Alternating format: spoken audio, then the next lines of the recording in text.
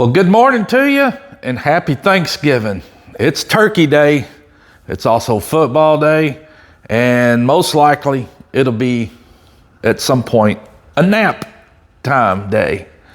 I don't know. Pooch will be watching football most of the day, but I wanted to get in here with you folks, bring you another little video, not so much an update, but a video as I kind of look deeper into the old C10. I appreciate all you new followers that are coming along. I hope to see you all as we journey along with this here C10 project. Now, as I told you in the first video, I'm not a professional. I'm not a fast moving project updating guy. You know, I do work full time, and this will be a go along as I can type of deal. But why not? Let's get into it and discover a few things that Pooch has noticed as he's searched this truck over, as he gets ready to formulate his progress and to-dos as I go along. But first things first, one thing I have noticed is, seems to be, I don't know if you can see that down there, you probably saw it in the first one too, but there seems to be a power steering fluid leak. And I think it's coming from the gearbox itself. Somebody's monkeyed with it prior, because there's hose clamps on hoses, and you know, and from my inspection at least, it looks like it's coming from the power steering box.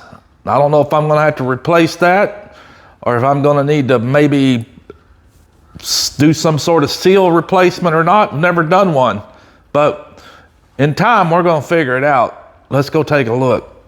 Yes, sir. That's the leak I'm talking about. It's a pretty good leak to be a power steering gearbox or pump, but we gotta see what's going on. From the looks of it, there's a lot of leakage going on in the back of this thing. Again, I've never messed with one of these, and I hope it's a simple fix. Most likely not. Most likely going to require a gearbox replacement. If any of you folks have ever come across or dealt with this, let Pooch know. Look at there, I'm about to see a drop fall right there, but let Pooch know what he might need to look out for, most possible scenarios, and really how to fix it. I'd appreciate all your comments. Looks like that idler arm there's bushing's gone too, or pitman arm, whatever you call it. But at some point, I'm going to get this front end redone, all new parts, ball joints, upper and lower. And I ain't quite figured out if that's a project I can tackle or if I'm gonna have to get it done. But you know, we'll play it by ear. We'll see how it goes. Let's look up, check out another leak I found. You folks know where I'm at now? Yes, sir. I've rolled up underneath this thing.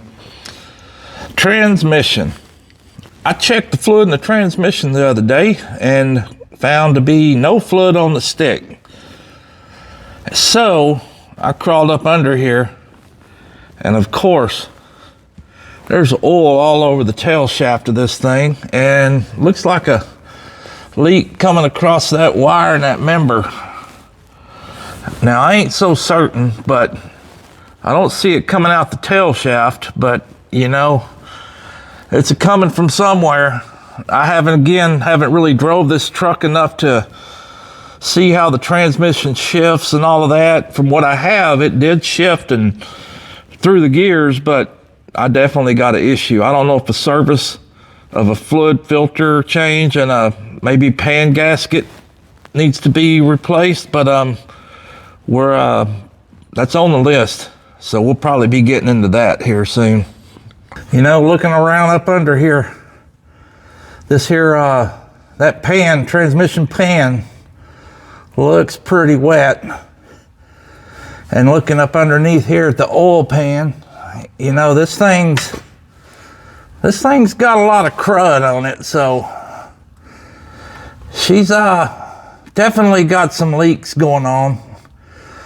That oil pan, she also looks like she's took a pretty good bash or something. Not sure what's happened.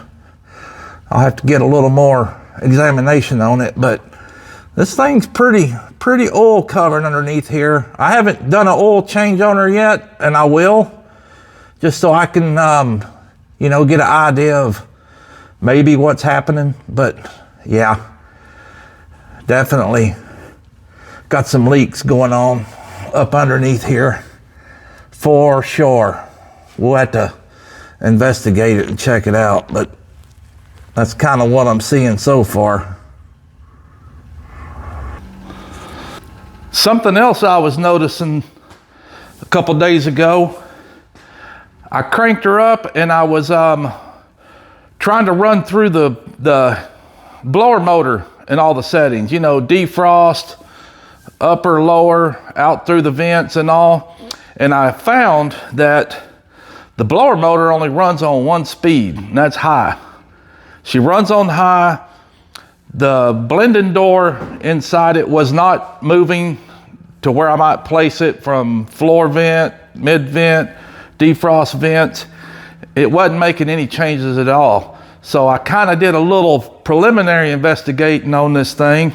Again, not knowing what I'm doing, but looking, and we'll figure out what's going on with this thing. Let me take a look and see. Now I know that's my heater core box. There's my blower motor. And that's, I guess, a vacuum canister of some sort. I'm sure this thing runs, well, I'm not sure. I know it runs on the blending doors and all that off vacuum. And, you know, I've never fooled with one of these, but I have noticed something right off the bat. There's a vacuum line that's disconnected. And there's this little vacuum line right here, little plastic tube. It was disconnected. I hooked it up. Didn't make much of a difference. But I'm not quite certain where all this stuff is fed from. And another thing I was trying to figure out is, what's that little screw right there? I don't know. It looks to me like it's just a drywall screw of some sort. But in my investigating, I know that's a relay for the blower motor. And this thing right here inside this heater core, I forgot what they call it, if it's a sensor or a resistor. I think it was a resistor that's in there. Being that I'm only running on one speed, I don't know if that relay's bad or if the resistor inside this thing is bad.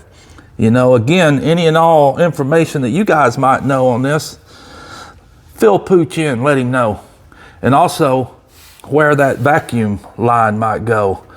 From what I've researched so far, it seems to be there's a manifold port on the back of that carburetor, or on the manifold itself, that maybe that's fed from. Not sure, but you know, let me know.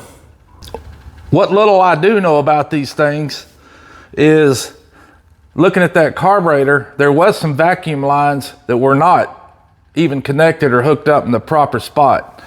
I mean, they were connected. I don't know if it was the right side, right ports for the carburetor. That's an Edelbrock carburetor on here. I don't know what happened to the Quadrajet that probably came on it, but it's got an Edelbrock on it.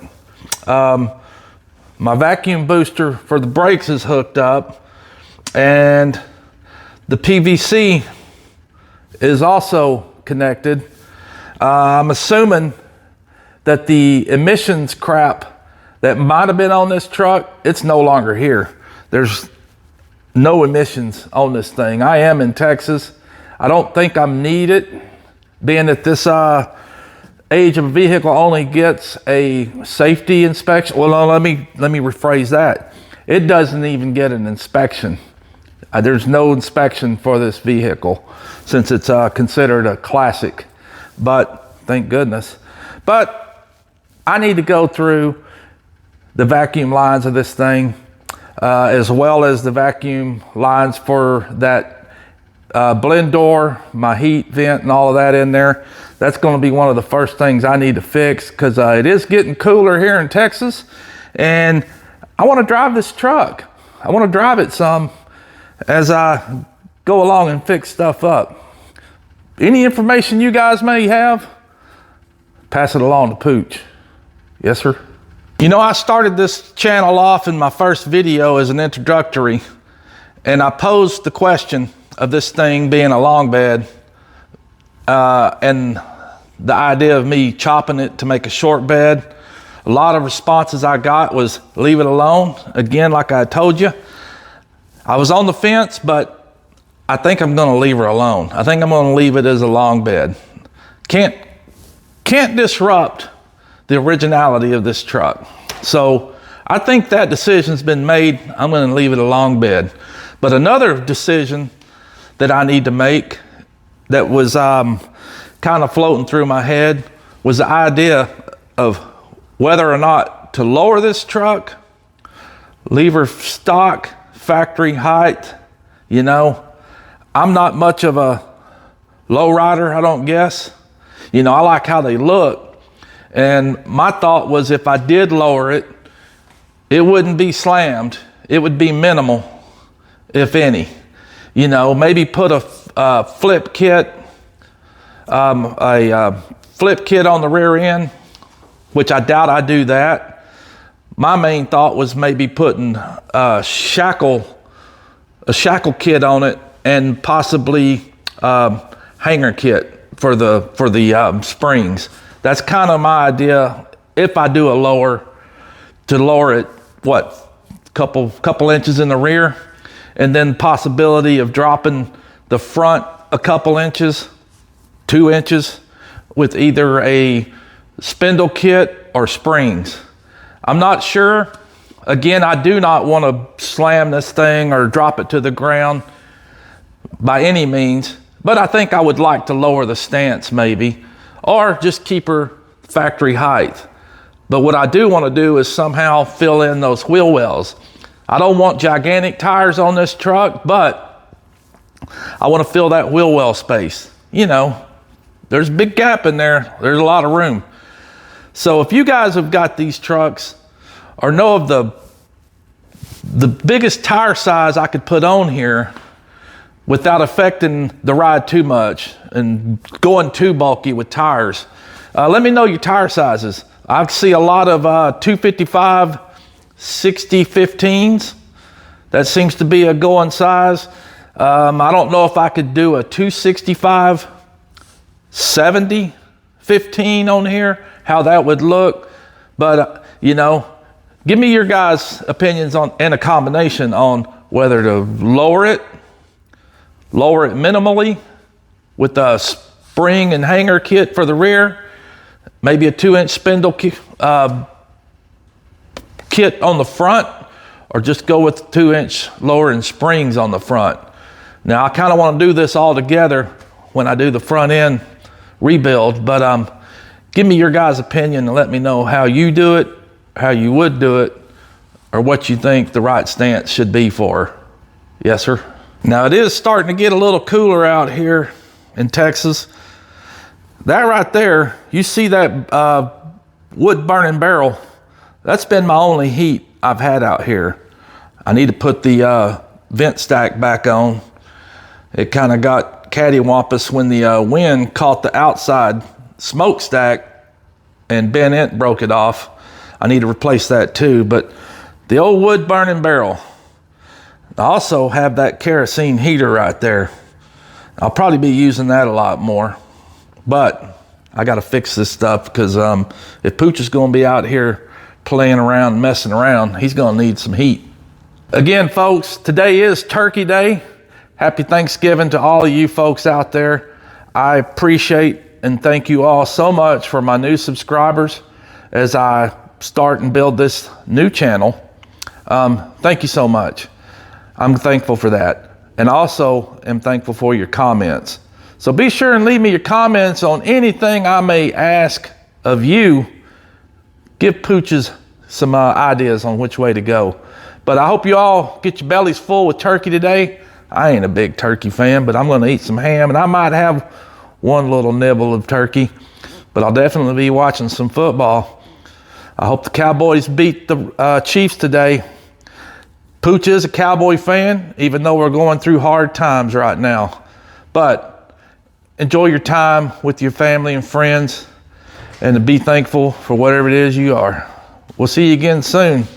Yes, sir.